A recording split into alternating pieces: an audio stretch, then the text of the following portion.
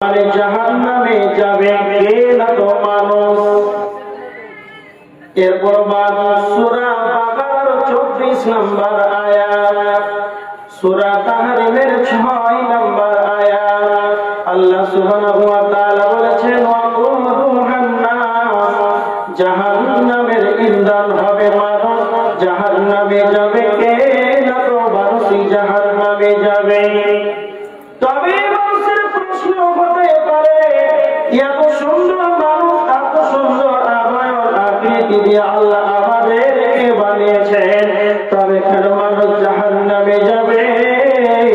আল্লাহ সুবহানাহু ওয়া তাআলা বলেছেন জাহান্নাম যাওয়ার দুইটি বর্ণনা কোরআনে সূরা নাজিয়াতের ভিতরে আল্লাহ বলেছেন ফাআম্মা মান তাগা ওয়া আসারাল হায়াতাদ দুনিয়া, যাদের ভিতরে দুইটি বর্ণনা থাকবে রে, সেই দুটো বর্ণনা থাকার কারণে আল্লাহ তাদেরকে জাহান্নামে দেবে।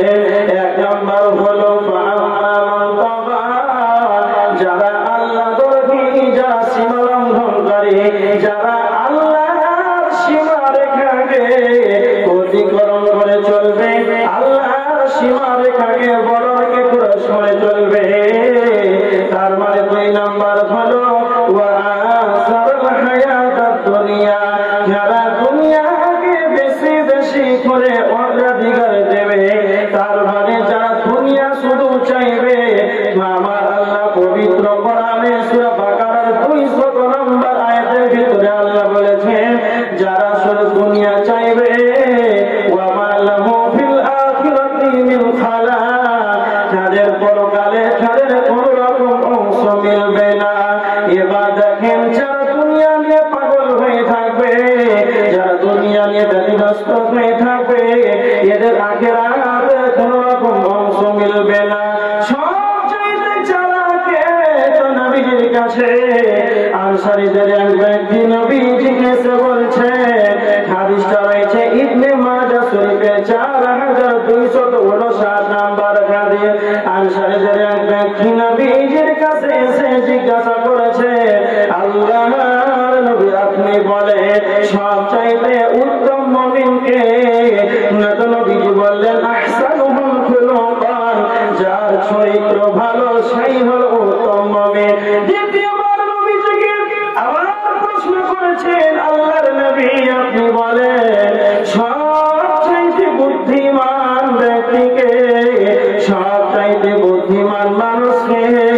আল্লাহর নবী বললেন আকসারুহুম লিল মাউত যিকরা, যেই ব্যক্তি বেশি বেশি বেশি করে মওতটাকে স্মরণ করবে, যে ব্যক্তি মরণটাকে বেশি স্মরণ করবে, সেই ব্যক্তি হবে সবচাইতে চালাক।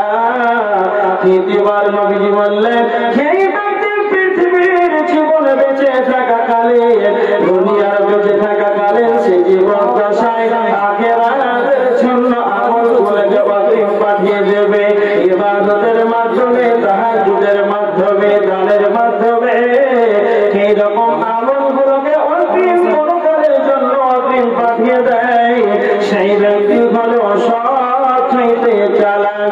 তার মানে যেই ব্যক্তি বেশি বেশি করে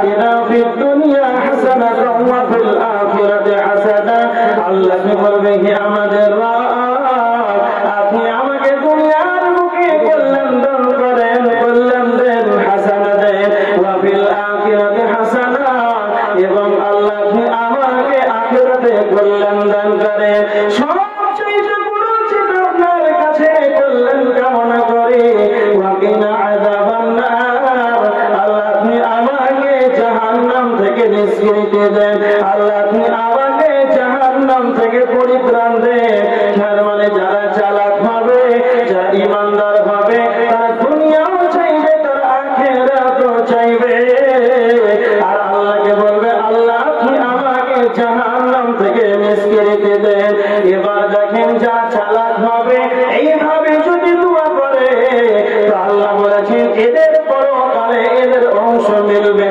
নচে যারা শুধু দুনিয়া দুনিয়া দুনিয়া চায়, ওয়া মা লাহু ফিল আখিরাতি মিন খালাক, তাদের কোনো কিছু অংশ মিলবে না। তবে আমার আল্লাহ বলেছেন যদি তাদের কোনো অংশ না মিলে তবে তাদের কি মিলবে? তো আমার আল্লাহ বলেছেন ওয়া আসাল হায়াতাদ দুনিয়া, যারা দুনিয়াকে বেশি বেশি অগ্রাধিকার দেবে তার ঠিকানা হবে ফাইনাল জাহিমা হিয়াল মাওয়া, তার ঠিকানা হবে জাহান্নাম। কি হইতে পারে? দুইটি জাহান্নাম যাওয়ার কারণ, যেই ব্যক্তি আল্লাহ দ্রোহী হবে, সীমা লঙ্ঘনকারী হবে এবং এই দুনিয়াকে বেশি বেশি করে প্রাধান্য দিবে, তার ঠিকানা হবে জাহান্নাম। আল্লাহ সুবহানাহু ওয়া তাআলা দুইটি ভালো গুণ বর্ণনা করেছেন জান্নাতীদের, যাদের ভিতরে দুইটি গুণ থাকবে। ওয়া আম্মা মান খাফা মাকামা রাব্বিহি ওয়া নাহান নাফসা আনিল হাওয়া, যেই ব্যক্তি আল্লাহকে উপস্থিত হওয়াকে, দণ্ডায়মান হওয়াকে, আল্লাহকে ভয় করবে, মাঠে ঘাটে ঘাটে বাজারে বৃষ্টি স্টেশনে জলহীন প্রান্তে জলসমুদ্রে নির্জন জায়গায় একাকে আছে, কেউ নাই, সেই জায়গাতেও আল্লাহকে ভয় করে। তার মানে যে ব্যক্তি আল্লাহকে ভয় করবে তার ঠিকানা হবে দুই নম্বর। আল্লাহ বলেছেন ওয়া নাহান নাফসা আনিল হাওয়া, নিজের নফসকে কন্ট্রোলে রাখবে, নিজের নফসকে বেকন্ট্রোল হবে না, নিজের নফসকে প্রবৃত্তি যেটা লালসা আকাঙ্ক্ষা আছে এই লালসাকে মুক্ত রাখতে হবে। এক কথায় নিজের মন মতন চলা যাবে না। জলসার মাহফিল চলছে একদিকেই যেন বাজার চলছে, মেয়েদের ছেলেদের যেন চেনার কারখানা খুলেছে, এরকম মনটা চাই যেন জলসার মাহফিল ছেড়ে যেন আমরা চায়ের দোকানে বসে থাকি, বাজারে যেন একে অপরে ধাক্কা দিই। এরকম যতগুলো মনের তামান্না আছে এই সমস্ত যতগুলো শয়তানের আগ্রহ রয়েছে নিজের নফসকে কন্ট্রোলে রাখবে। তো আমার আল্লাহ বলেছেন যারা আমাকেই ভয় করবে এবং নিজের নফসকে কন্ট্রোলে রাখবে, এই দুইটা গুণের কারণে আল্লাহ তাদেরকে জান্নাত দিবে, তাদের ঠিকানা হবে ফাইনাল জান্নাতা হিয়াল মাওয়া। এই ভালো দুটা গুণ যাদের ভিতরে থাকবে এই কারণে তাদের ঠিকানা হবে জান্নাত, আর যাদের ভিতরে এরকম দুটি খারাপ গুণ যাদের ভিতরে থাকবে এই কারণে তাদের ঠিকানা হবে জাহান্নাম। এবার দেখেন জাহান্নাম যাওয়ার কারণ আপনি কি বুঝতে পারবেন, কি আছে? তিরমিজি শরীফের হাদিস, হাদিস নাম্বার 2004, হযরত আবু হুরায়রা রাদিয়াল্লাহু তাআলা আনহু, হযরত আবু হুরায়রা রাদিয়াল্লাহু তাআলা আনহু আল্লাহর নবীকে প্রশ্ন করছেন, আল্লাহর নবী আন আকসারি মা ইদখিলুন নাসাল জান্নাহ, কি এমন কাজ আছে, কোন কর্ম কোন বস্তুটা বেশি মানুষকে জান্নাতে নিয়ে যায়? এমন কোন বস্তু আছে, কোন বস্তু বেশি বেশি মানুষকে জান্নাতে নিয়ে যায়? তখন আল্লাহর নবী দুইটা কথা বললেন, তাকওয়াল্লাহ। এক নাম্বার হলো যার ভিতরে আল্লাহর ভয় থাকবে, যার ভয় আল্লাহর ভয় যার ভিতরে থাকবে, এক নাম্বার হলো আল্লাহর ভয় যেখানে থাকবে তো আল্লাহকেই ভয় করবে। এই বস্তুটা যদি আপনার ভিতরে থাকে, আল্লাহর ভয় যদি আপনার ভিতরে থাকে, তো নবীজি বলছেন এই বস্তুটা বেশি মানুষকে যেন জান্নাতে নিয়ে যাবে। কেমন? আল্লাহর নবী বলেছেন লা ইয়ালিজুন নারা রাজুলুন বাকা মিন খাশিয়াতিল্লাহ, ওই ব্যক্তি জাহান্নাম যাবে না, ওই ব্যক্তি জাহান্নাম যাবে না যেই ব্যক্তি আল্লাহর ভয়ে খণ্ডন করে, যেই ব্যক্তি আল্লাহর ভয়ে চোখের পানিতে কাঁদে, এই ব্যক্তি জাহান্নাম যাবে না। হাত্তা ইয়াউদাল লাবান ফিদ দারই, কেমন জাহান্নামে যাবে না? যেমন আপনি গাভীর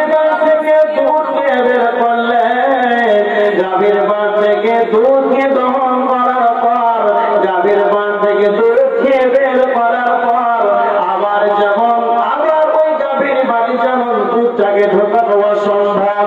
অনুরূপ যারা আল্লাহর ভয়ে কাঁদবে, যেমন গাভীর মা থেকে দুধকে বের করা হয়, পুনরায় আবার যেমন ফিরানো অসম্ভব, যারা আল্লাহর ভয়ে দুই ফোঁটা চোখের পানি অশ্রু বিসর্জন করে দেবে, যেই ব্যক্তি আল্লাহর ভয় কেঁদে দেবে, তার জন্য এই জন্য জাহান্নাম যাওয়াটাও যেন অসম্ভব।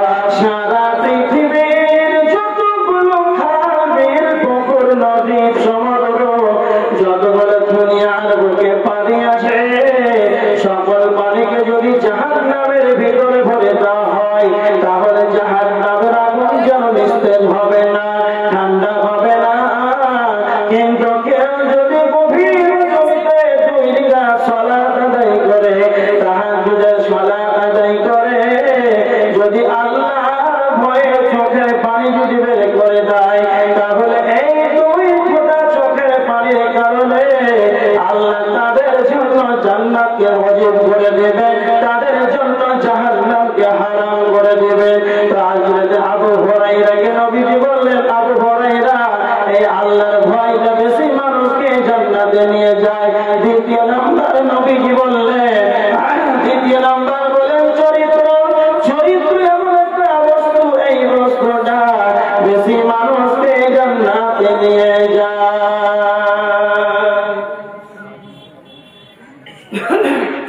আল্লাহ রাসূল সাল্লাল্লাহু আলাইহি ওয়াসাল্লাম চরিত্রের কথা বললেন, যার চরিত্র ভালো হবে, এই চরিত্র ভালো থাকার কারণে তার ঠিকানা জান্নাত।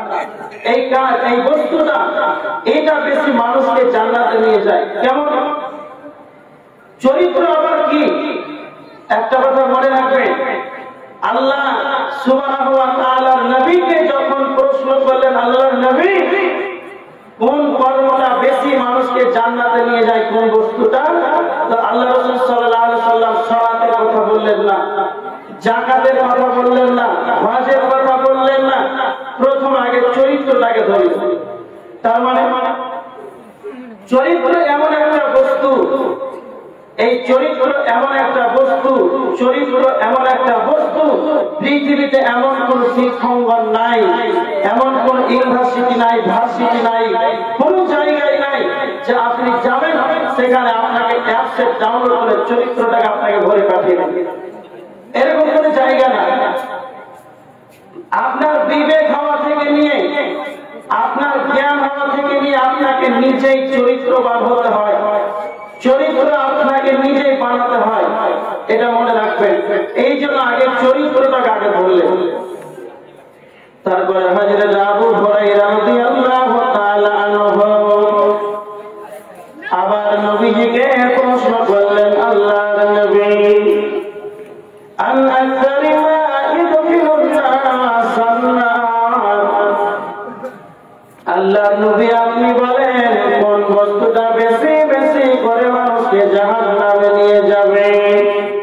তো নবীজি বললেন, 1 নাম্বার 2টা কথা বললেন, আল ফাহম ওয়াল মুফার। একটা হলো মুখমণ্ডল, আর একটা হলো লজ্জাস্থান। এই মুখমণ্ডলের কারণে, লজ্জাস্থানের কারণে বেশি মানুষ জাহান্নাম চলে যাবে। তার মানে আল্লাহ কথা বলার ক্ষমতা দিয়েছেন, জিহ্বা দিয়েছেন, এই জবান দিয়ে অপ্রয়োজনীয় ভাষা ব্যবহার করা যাবে না। যারা পৃথিবীর বুকে যারা চায়ের দোকানে আড্ডা দেয়, এক কাপ চা খাওয়ার জন্য 5 ঘন্টা যারা আড্ডা পেতে, চায়ের দোকানে যারা অনর্থক মানুষের পরনিন্দা করে, মানুষের পরনিন্দা করে, বিপদ করে, সমালোচনা করে, তার মানে এই জিহ্বা দ্বারা, মুখের দ্বারাতে যেন মানুষ পাপের সঙ্গে জড়িত থাকে। এই জন্য আল্লাহর নবী বলেছেন, মুখ এমন একটা বস্তু, এই মুখের কারণে বেশি মানুষ জাহান্নামে চলে যাবে। আপনি যা কথা বলছেন, আল্লাহ বলেছেন, মা ইয়ালফিযু মিন কাওলিন ইল্লা লাদাইহি রাকীবুন আতীদ। আপনি যা কথা বলবেন, প্রত্যেকটা কথাটা আল্লাহ ফেরেশতা নিয়ে জুটে রেখেছেন, সমস্ত কথা যেন আপনার লিপিবদ্ধ হয়েছে। এই জন্য আপনি অপ্রয়োজনীয় কথা বলতে পারবেন না।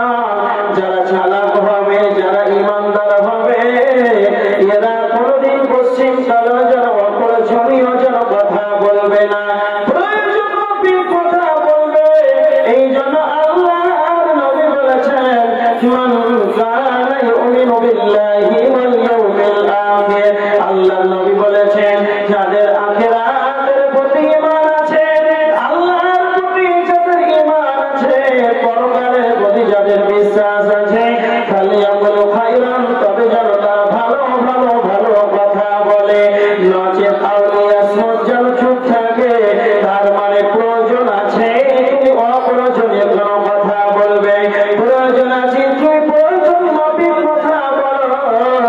যারা প্রয়োজন মাফিক কথা বলবে, যারা মানুষের সামনে কম কথা বলবে, এদের কথার যেন ওজন বেশি থাকে। আর যারা এমনিতেই মানুষের সামনে এক কাপ চায়ের জন্য 2 ঘন্টা 3 ঘন্টা লেকচার দিয়ে দেয়, যারা অপ্রয়োজনে বেশি বেশি করে কথা বলে, এদের কথার যেন কোনো মূল্য থাকবে না। 2 নাম্বার নবীজি বললেন লজ্জাস্থান। লজ্জাস্থানের কারণে বেশি মানুষ জাহান্নামে চলে যাবে। তার মানে আল্লাহ সুবহানাহু ওয়া তাআলা ঈমানদারদেরকে বলেছেন, হে মুমিন সকল, তোমরা তোমাদের লজ্জাস্থানের হেফাজত করো। কেন কেন কেন? মানুষ লজ্জাস্থানের কারণে বেশি মানুষ জাহান্নামে চলে যাবে। আল্লাহ নবী এই 2টার কথা বললেন হযরত আবু হুরায়রাকে। তার মানে আপনি কি মনে করেছেন এত বড় খতরনাক? নবীজি বলেছেন, কেউ যদি মুখ এবং তার জিহ্বার 2 নাম্বার লজ্জাস্থানের যদি কেউ জিম্মেদারি নিয়ে নেয়, তাহলে আমি নবী মুহাম্মদুর রাসূলুল্লাহ সাল্লাল্লাহু আলাইহি ওয়াসাল্লাম আমি তার জন্য জান্নাতের গ্যারান্টি নিয়ে নিলাম। তার মানে মুখ আর এই লজ্জাস্থান কেউ যদি হেফাজত করে, কেউ যদি জিম্মেদারি নিয়ে নেয়, বেফাস অশ্লীল কুকর্ম ভাষা, অপ্রয়োজনীয় কথা বলবে না, প্রয়োজন মাফিক কথা বলবে, জবানকে কন্ট্রোল করবে, লজ্জাস্থানের হেফাজত করবে, এই 2টা যদি আপনি জিম্মেদারি নিতে পারেন, আল্লাহর নবী বলেছেন যে আমি তার জন্য জান্নাতের গ্যারান্টি দিলাম। তাহলে আপনি কি পয়েন্ট পেলেন তিরমিজির হাদিস থেকে? জাহান্নাম যাওয়ার 2টা কারণ এখান থেকে প্রমাণ হলো। একটা হলো মুখমণ্ডল, আর একটা হলো লজ্জাস্থান।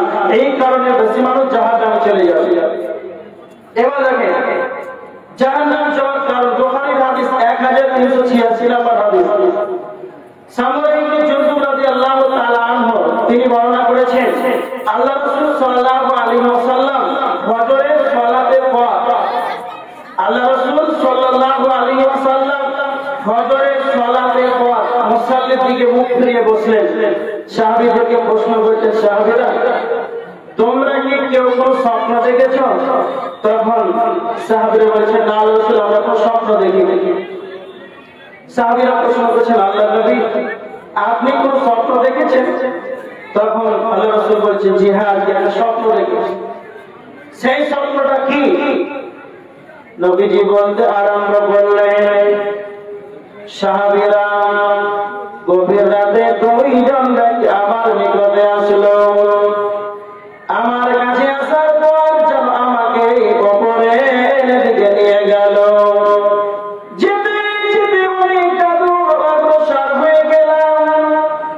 যেতে যেতে যেন দেখতে পেলাম এক ব্যক্তি যেন চিত হয়ে শুয়ে আছে, আর অপরজন যেন তাকে তার মাথায় পাথর মেরে মেরেই যেন তাকে আঘাত করছে। সঙ্গে সঙ্গে নবীজি বলছেন, জিবরাইল এই ধরনের শাস্তিটাকে কেন দেওয়া হয়েছে? তখন জিবরাইল বলেন, ইয়া রাসূলুল্লাহ আপনি সামনে বারণ, আপনাকে পরে বলা হবে।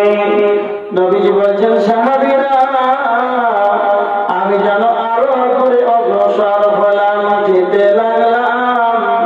যেতে যেতে অনেকটা দূর যখন অগ্রসর হয়ে গেলাম, দেখতে পেলাম একটা তন্দুর চুলার মতো, তন্দুর আখার মতো। সেই জায়গাটা যেন তন্দুর আখাটা উপরটা যেন সংকীর্ণতা হয়ে আছে, আর ভেতরটা যেন প্রশস্ত রয়েছে। আর ওই আখার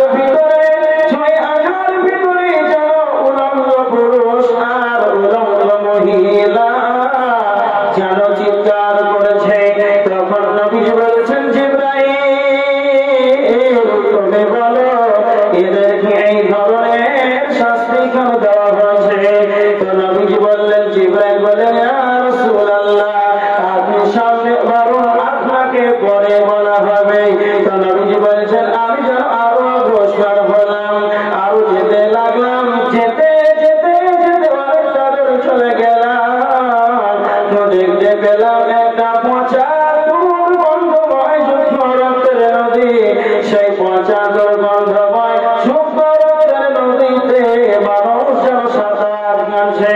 সাঁতার কাটতে কাটতে কাটতে যখন নদীর তীরে যখন ফিরে আসে তখন তাদেরকে আবার পাথর মেরে মেরে আবার নদীর দিকে তাকে পুনরায় ফিরিয়ে দেওয়া হচ্ছে।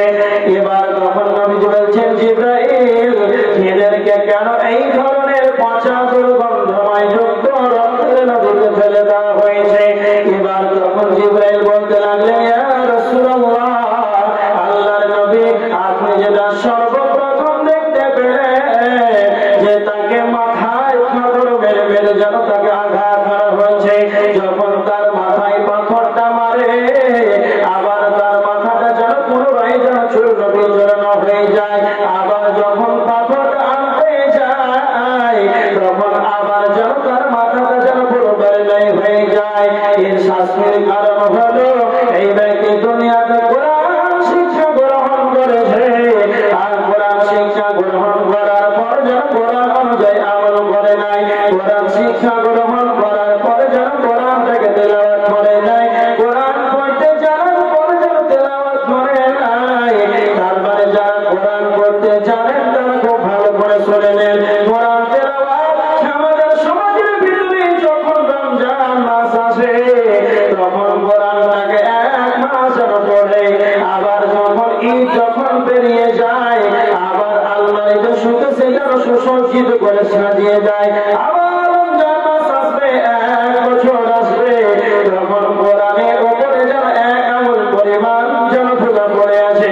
হাই রে হাই মুসলমান, তোমার যদি এরকম চরিত্র হয়, কোরআনকে যদি আপনি পড়তে জানেন, তারপরে যদি বাড়িতে কোরআনটাকে মসজিদে যদি সুসজ্জিত করে সাজিয়ে রাখেন, কোরআন সুসজ্জিত সাজিয়ে রাখেন, তার উপরে যদি ধুলা পড়ে থাকে সকাল সন্ধ্যা দিনে একবার অন্তত আপনি কোরআনটাকে খুলে দেখলেন না, তবে যারা কোরআন পড়তে জানবে তারপরে যারা কোরআনটাকে তেলাওয়াত না করবে তাদেরকে এই ধরনের শাস্তি দেওয়া হবে। আবার জিবরাইল বললেন, ইয়া রাসূলুল্লাহ, আপনি যেটা দ্বিতীয় নম্বর দেখতে পেলেন যে একটা তন্দুর চুলার মতো, সেই তন্দুর আঘার মতো যার ওপরটা যেন সংকীর্ণতা হয়ে আছে আর যার ভিতরটা যেন প্রশস্ত রয়েছে, এটা হলো দুনিয়ার বুকে যারা ব্যভিচার করেনেওয়ালা, যারা জিনা করেছে, যারা ব্যভিচার করেছে, যারা মহিলার পুরুষ, মহিলার পুরুষের পুরুষ আর মহিলা, যারা ব্যবহারে যারা ব্যভিচার করেছে, জিনা করেছে, এই জিনা করার মতো জঘন্য পাপের কারণে আল্লাহ তাদেরকে যেন এইভাবে এখনো জেল করে উলঙ্গ করে জাহান্নামে তাদেরকে ফেলে দিয়েছে। তার মানে যারা যারা পৃথিবীর বুকে যারা জিনা করবে, এইরকম জঘন্য পাপের সঙ্গে যারা জড়িত থাকবে তাদেরকে এইরকম ধরনের শাস্তি দেওয়া হবে। নাম্বার 3 নবীজিকে বললেন, জিবরাইল, ইয়া রাসূলুল্লাহ, আপনি যেটা দেখতে পেলেন পচা দুর্গন্ধময় রক্তের নদী, সেই রক্তের নদীতে মানুষ যেন সাঁতার কাটছে। সাঁতার কাটতে কাটতে যখন তারা ফিরে আসার চেষ্টা করে আবার তখন তাদেরকে মেরে মেরে পাথর দিয়ে তাদেরকে আঘাত করা হয়। এদের শাস্তির কারণ হলো এরা দুনিয়ার ডুবে ছিল, এরা জেনা, এরা ছিল রঙি সুদখোর, এরা দুনিয়াতে সুদ দিয়েছে, সুদ খানেওয়ালা, সুদ দেনেওয়ালা, সুদ খানেওয়ালা, সুদ দেনেওয়ালা। যারা পৃথিবীর বুকে সুদ খাবে আর যারা সুদ দিবে দুইটা সমান পাবে। যারা এই ধরনের নোংরা পাবে যারা জড়িত রয়েছে, আল্লাহ তাদেরকে পচা দুর্গন্ধময় রক্তের নদীতে ফেলে দেওয়া হবে।